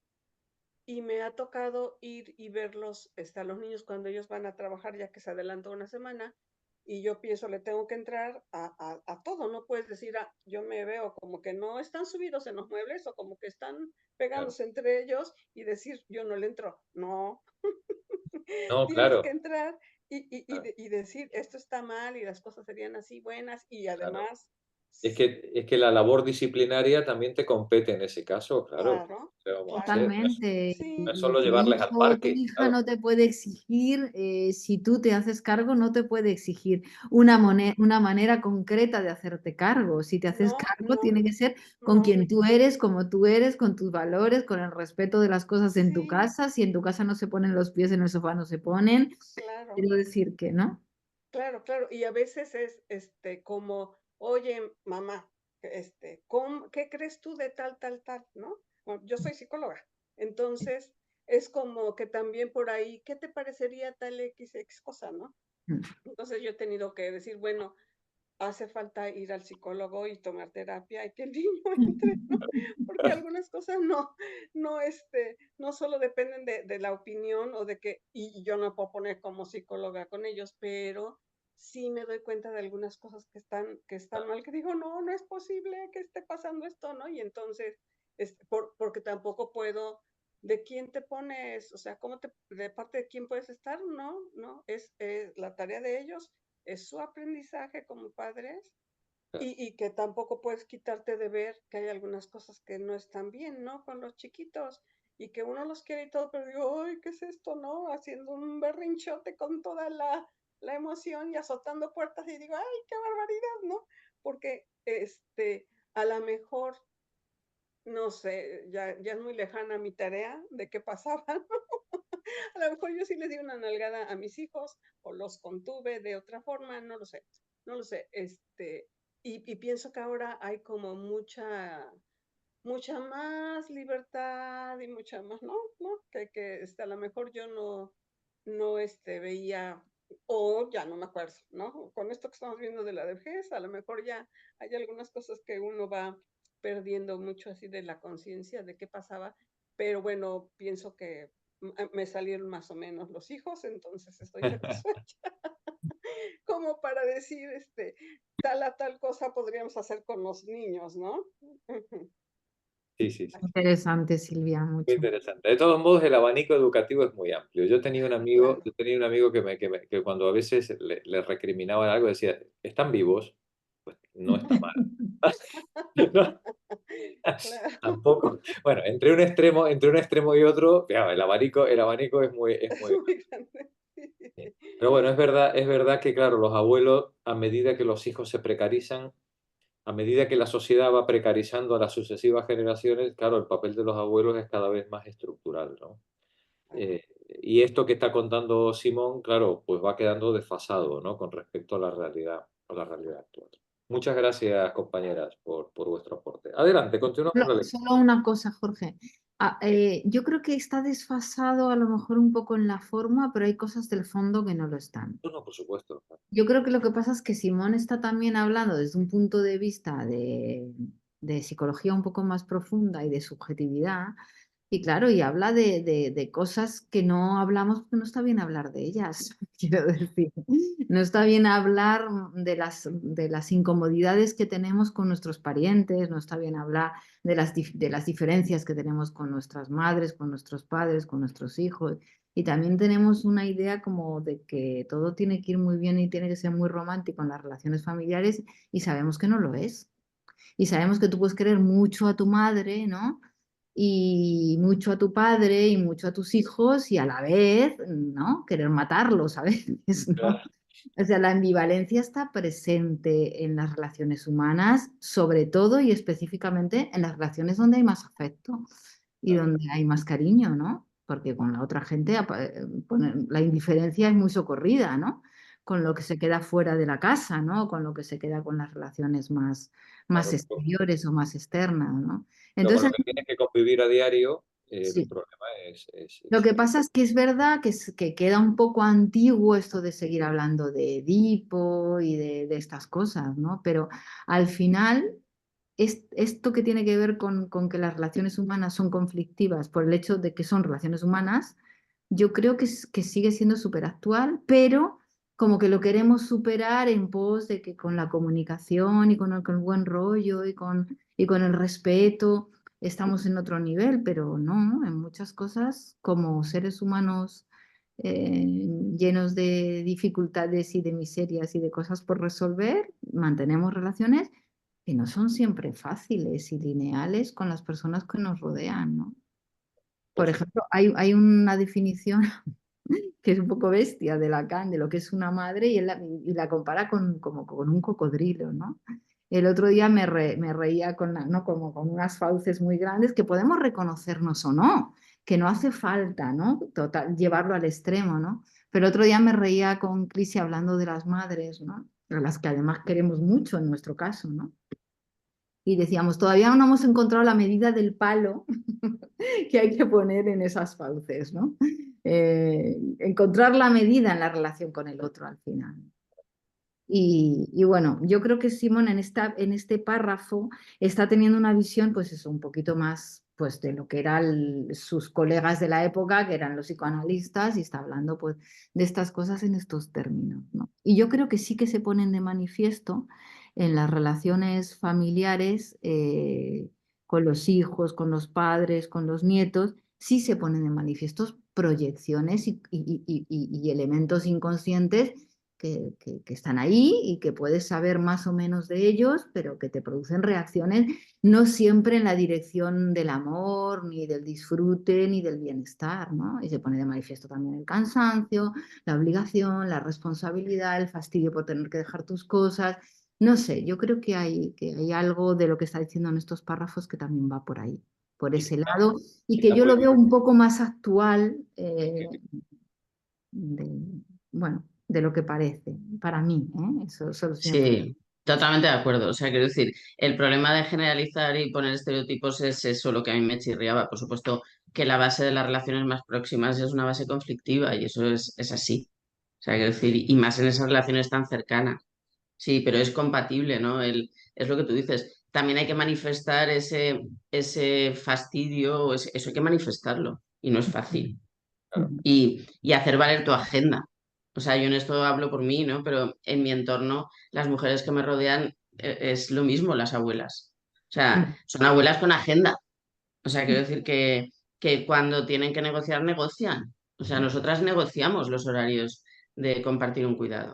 O sea, es verdad que partimos de una situación en que de momento nuestros hijos no están precarizados, pero también han pasado por esas fases o Claro. volverán a pasar. Y Entonces, claro, vosotras podéis negociar porque vuestros claro. hijos y vosotras no estáis precarizadas, Por pero eso lo digo, por eso lo hay un digo. montón de situaciones donde los abuelos han hecho el trabajo de sustitución porque han Está vivido una clarísimo. precariedad los abuelos y están viviendo una situación de precariedad los hijos y los abuelos cuidan Y no hay todas nada que las cosas. negociar ahí. No hay nada que negociar, no tienen agenda porque no la pueden tener. Claro, claro. Por eso digo que en este caso, por eso lo manifiesto. Es Claro, decir, claro, claro. mi realidad es esa. O sea, quiero decir, la realidad de personas precarizadas, evidentemente, vamos, tampoco estarían aquí en este seminario. O sea, quiero decir, Claro, claro, es que claro. claro, es eso, ¿no? Que sí, que estoy de acuerdo. y cuando no hay nada que negociar, compañeras, eso pasa factura, ¿eh? Claro. Cuidado, ¿eh? Es decir, Y eso a no los niños también. que a los niños también, y a los niños también. Es decir, porque uno se aguanta con lo que caiga, eso está claro, pero eso no es gratis. Paco se acordará de la temporada de Paco Gotzen. Hola. Se acordará de la temporada que compartimos cuando trabajaba él en menores, que él era una persona muy importante en materia de menores en la Consellería, bueno, en el Ayuntamiento de Valencia. Y ahí veíamos muchísimo estas situaciones de padres, en este caso ya abuelos, a los que habían retirado la custodia de sus hijos, y luego cuando los hijos eran padres, eran los nietos, eran cuidados por esos abuelos a los que la administración le había retirado la custodia de los hijos, ¿no? Cierto, cierto. Y se daba este círculo, ¿no? Claro, y pasaba de todo, ¿no? Claro, pero Las entonces situaciones había muchísimas, ¿no, Paco? Sí, sí, es verdad. Muchas. Los acogimientos familiares con la familia. Muchos. Claro, claro. Claro, pero al final tienes que evaluar, al final también hay una evaluación, ¿no? Dice, bueno, ¿y esto es preferible esto o una institución, ¿sabes? Es que claro, es Sí, pero terrible. sin entrar ni siquiera en sin ni siquiera entrar en ese debate, era un ejemplo de cómo en las situaciones de más vulnerabilidad, de más precariedad, no solo económica o material, que además va junta con todas las demás, ¿no? Con las de problemas de salud mental y otro tipo, pues cómo, bueno, pues eso, el abuelo hace la función que ya no puede hacer el hijo, pero que a su vez no estuvo capacitado ni siquiera para hacerla con sus hijos. Hacerlo, sí. Tremendo. Sí, muy, muy complicado. ¿Cómo me gusta este grupo, por Dios? ¿Cómo me gusta este grupo? Qué riqueza hay en toda la participación y en todos los comentarios. Muchas gracias, compañeras. Esto es un caso que sepáis que estos vídeos se están viendo por todo el mundo, ¿eh? Y hay gente muy agradecida de oír estos debates, ¿eh? Porque al final esto es la vida, ¿no? Esto es la vida y Simón nos obliga a formalizar una serie de cuestiones que pasaban a través de nosotros y que no veíamos porque estábamos simplemente viviendo, ¿no? Estábamos simplemente viviendo. Pero cuando le ponemos nombre y lo formalizamos, todas nos vemos reflejados, ¿no? De una manera o de otra en esto. Muchas gracias, compañeras, por vuestro compromiso en esto. Adelante con la lectura. Elida, sigamos. Sí. Pueden amar a los niños gratuitamente, con toda generosidad, puesto que no tienen ni derechos ni responsabilidades con ellos. No les corresponde la tarea ingrata de criarlos, de decir que no, de sacrificar por el futuro el momento presente. Por eso el niño suele manifestarles mucho cariño. Encuentra en ellos un recurso contra la severidad de los padres. No le inspiran los celos, el deseo de identificación, el rencor, la rebeldía que dramatizan sus relaciones con el padre y la madre. Ya en la juventud, en la edad adulta, nada en su historia anterior pesa sobre las relaciones de los nietos con los abuelos. Estos encuentran en el afecto que les demuestran un desquite contra la generación intermedia. Se sienten rejuvenecer en contacto con su juventud. Fuera de todo vínculo familiar, la amistad de los jóvenes es preciosa para las personas de edad. Les da la impresión de que el tiempo en que viven sigue siendo su tiempo. Resucita su propia juventud, los transporta al infinito del porvenir. Es la mejor defensa contra la melancolía que amenaza a la edad provecta. Desgraciadamente, estas relaciones son raras. Jóvenes y viejos pertenecen a dos mundos entre los cuales hay poca comunicación. Esta frase creo que que marca aquí, Simón, un punto central de la actividad política del futuro, de lo que nos estamos jugando en esta generación y en las generaciones por venir. Fijaos, repito el párrafo.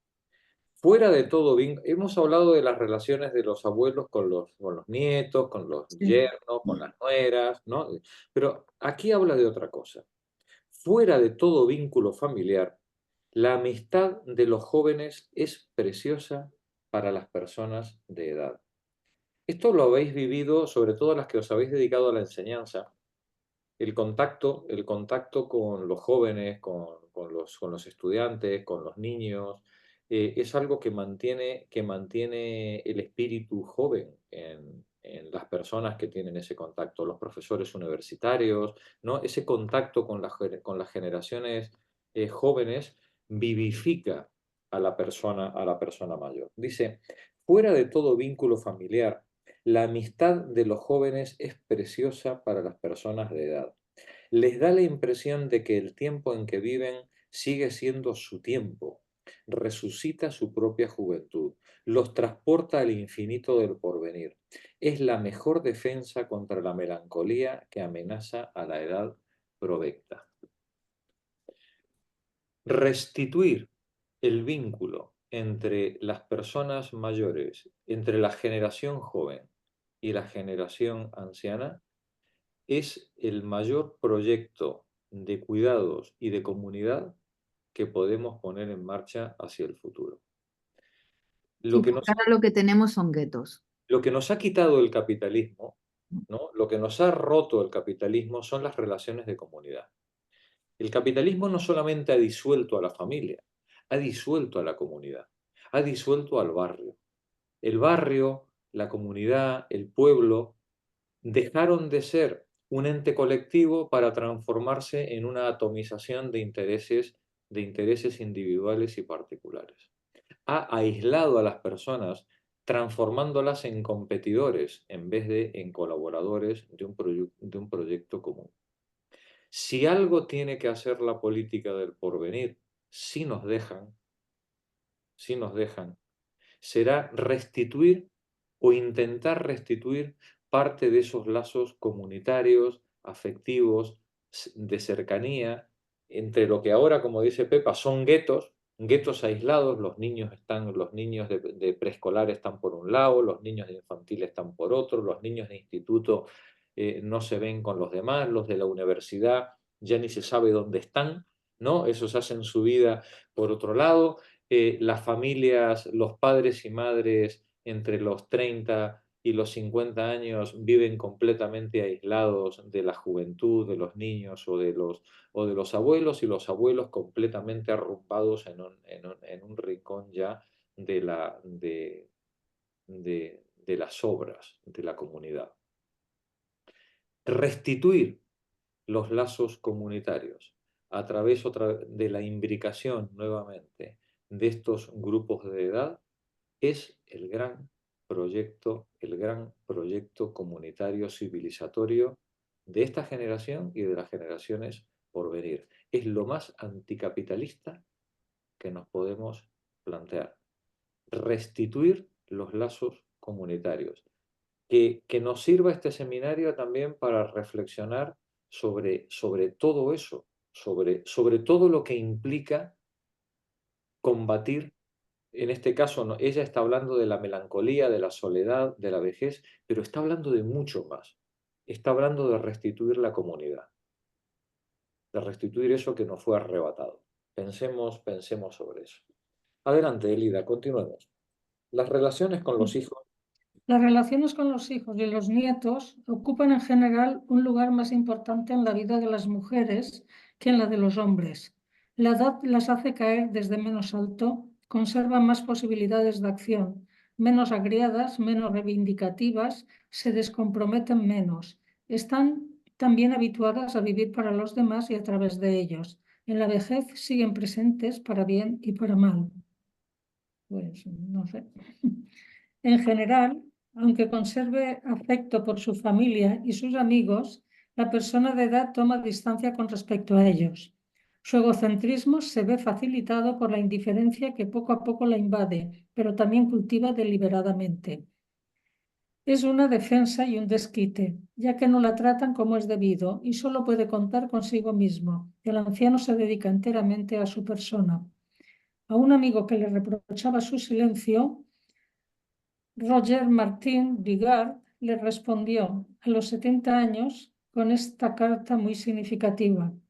Lo que ocurre es que estoy envejeciendo, que mis actividades disminuyen, que me retiro del mundo cada día un poco más. Desde que estoy de luto me cuesta interesarme en otra cosa que en mi propia suerte.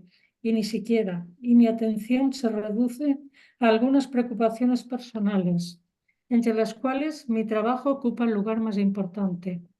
Esto no quiere decir que traicione a mis amistades, pero la vitalidad de estas amistades languidece, como la vitalidad misma.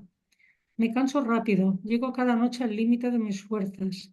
Necesito mucho sueño y paz. Mis jornadas son cortas y ni siquiera la primavera parece ya alargar el día. Me es forzoso evitar la dispersión, replegarme en mí mismo, concentrarme en esos dos universos extrañamente incomunicables que llevo ahora en mí. El vasto y desértico universo de mi pasado en que deambulo una parte del tiempo y el otro limitado, encogido, del presente a mi medida.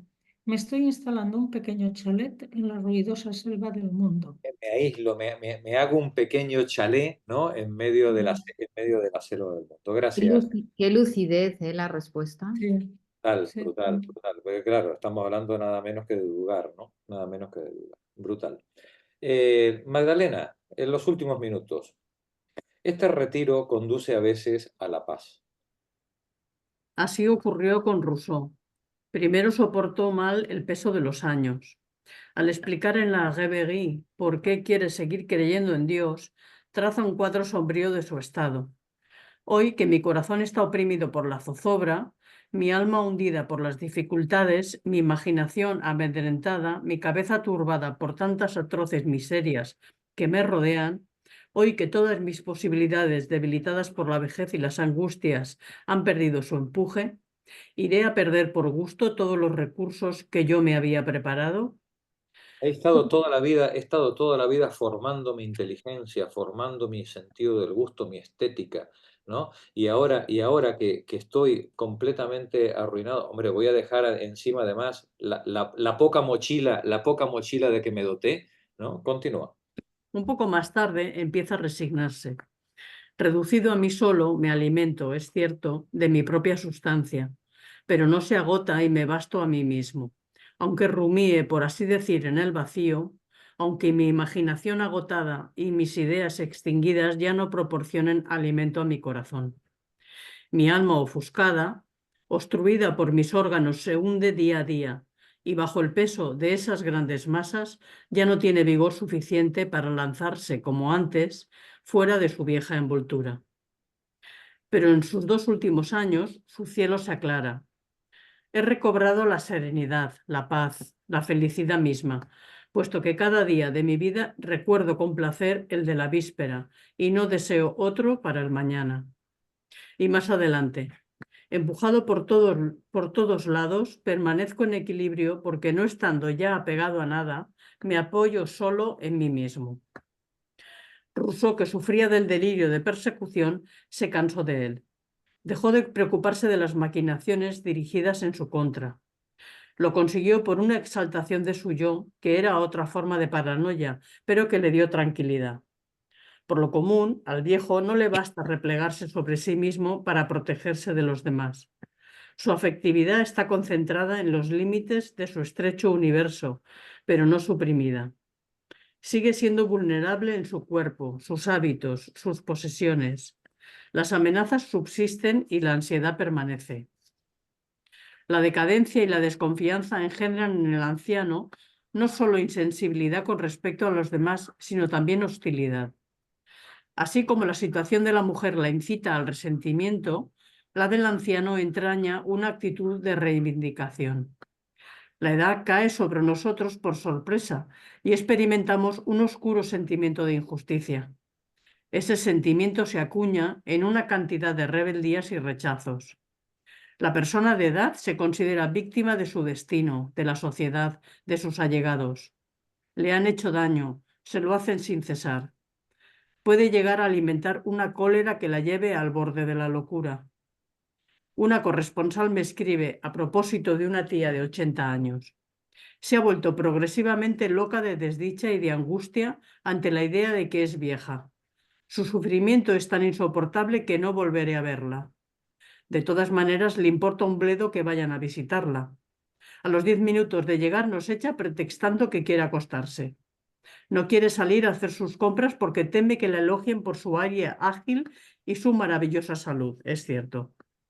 Me horripilan, no puedo soportarlos más. Todo es ridículo, grotesco, ficticio ante la intensidad de su dolor.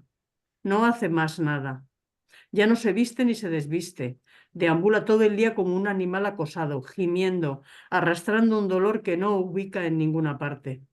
Ah, si por lo menos tuviera una verdadera enfermedad, podrían tratarme. Y empieza a no reconocernos, a no acordarse de su pasado. No es porque su cerebro esté reblandecido, es porque no quiere. Todo lo que no sea su desdicha es una ironía insoportable. Era una mujer muy inteligente, bastante poco culta, muy activa, de una alegría y una comicidad inagotables. Y vemos cómo estas personas se van resintiendo y al final terminan amargándose su vida, ¿no? Completamente. Yo tengo ejemplos próximos, ¿eh? Yo le Sí, llamo envejecer con rabia.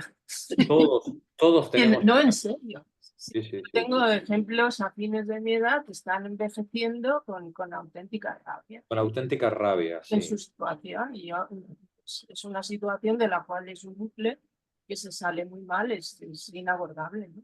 Lo dice Simón muy bien, se consideran víctimas de un Sí, destino. sí, he llegado a la vejez y bueno, es gente que en su juventud entendía que la juventud pues era no sé, algo a tener en cuenta y ha gozado de una juventud Sí.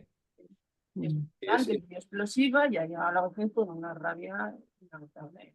Terrible, sí, así es. Continúa, Magdalena, vamos a terminar el párrafo hasta la mitad de la siguiente página. Por lo común, el rencor del anciano no se despliega tan abiertamente ni con tanta virulencia, pero está latente en él. Se siente excluido de su tiempo, más que vivir, sobrevive. Ve sobre el tapete o incluso rechazado todo lo que ha querido, creído, amado.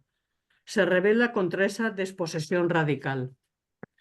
La caída es tanto más penosa cuanto más elevado haya sido el lugar ocupado por el sujeto, mayor su poder o su prestigio. Si le queda poca autoridad, por ejemplo, en el seno de su familia, el viejo abusa de ella. Es una compensación y una venganza. Así, el príncipe Volkovsky se convierte en un tirano doméstico. El héroe de Tanizaki experimenta un placer maligno cuando niega dinero a su hija. Reducido a un estado de dependencia física, se desquita demostrando que sus allegados dependen económicamente de sus caprichos. Un hombre que siempre ha tenido un carácter taciturno optará en sus últimos años por mostrarse odioso. Chateaubriand lo era deliberadamente con Madame Récamier. Wagner no se resignaba a la vejez, la sentía como una humillación. Se lo hacía pagar a Cosima. Le reprochaba el afecto de que rodeaba a Liszt, su viejo padre. Tenía estallidos de cólera que le hacían llorar. Pero las nuevas generaciones, sobre todo las que suscitan en el viejo cólera y odio porque se siente desposeído por ellas, se complace en predecir un porvenir catastrófico. Así Goethe, en 1828, hablando a Eckermann de la humanidad, decía: «Veo llegar el tiempo en que Dios ya no encontrará más alegría en ella y deberá de nuevo aniquilarlo todo para hacer una creación rejuvenecida». Consideraba la literatura francesa contemporánea como una literatura de desesperación. Encarecer hasta la locura lo horrible, lo execrable, lo atroz, lo indigno, con un fárrago repugnante. Esa es su faena satánica. Después de 1830 profetizó una era de barbarie e incluso declaró en 1831: «Estamos metidos hasta la cabeza». Poco antes de su muerte escribió: «Una doctrina confusa, al comienzo de una agitación confusa, gobierna el mundo». Luego pensábamos que Jeremías era un iluminado, ¿no? Y a lo mejor el pobre Jeremías lo único que era un hombre viejo, ¿no? Que estaba soltando pues toda la mala baba, ¿no? Que iba juntando a lo largo de su vida, ¿no? Continúa, Saint-Évremont. Saint-Évremont ya había señalado esa propensión de los viejos a cerrarse a su época y a sacar de su ignorancia un sentimiento de superioridad. Parecía que el largo uso de la vida les ha hecho olvidarse de vivir entre los hombres. todo lo que hacen les parece virtud. Ponen en la categoría de vicio lo que no podrían hacer. De ahí viene esa autoridad imperativa que se atribuyen para censurarlo todo. Alain observa: es un hecho bien sabido que el viejo alaba su juventud y condena lo que le rodea. Así, enclaustrado en el pasado, Edmond de Goncourt se enfurruña con su tiempo. Ya no hay nada en los periódicos, decía. Escribía en su diario el 7 de abril de 1895. ¡Ah, qué época! La insanía en el entusiasmo, Mallarmé, Villiers de Lis, Adam, los grandes hombres de la juventud. Y el 31 de marzo de 1896. El lado bejancón, profesoral, dogmático de las revistas de jóvenes y en ellas el entusiasmo descabellado, fanático por las literaturas extranjeras. Al comienzo de la Primera Guerra Mundial, Rodin, cuya salud había quedado alterada por un ligero ataque, decía a Judith Cladel: estamos en una época absolutamente decadente. La guerra indica el estado de ánimo actual. Es la época bárbara. La ignorancia domina y los restauradores están matando la escultura. Europa está acabada. Terminará como Asia. ¿Qué dirían todos estos Jeremías si vieran ahora a Vox gobernando? ¿No? Madre mía, el acabose. Y bueno, y seguramente sí, ¿qué le vamos a hacer? Termina el párrafo. Hemos visto que Clemenceau desde el fondo de su retiro despreciaba su época y se las daba de Casandra. Estos prejuicios pueden irritar, pero hay que comprenderlos. Olvidado, desconsiderado por las nuevas generaciones, el hombre de edad recusa sus jueces, el presente e incluso el porvenir. Bueno, lo dejamos aquí. Bueno, compañeras, gracias otra vez por vuestra compañía. Muy bien. Gracias, compañeras, os quiero. Buenas noches. Adiós. Buenas noches. Buenas noches.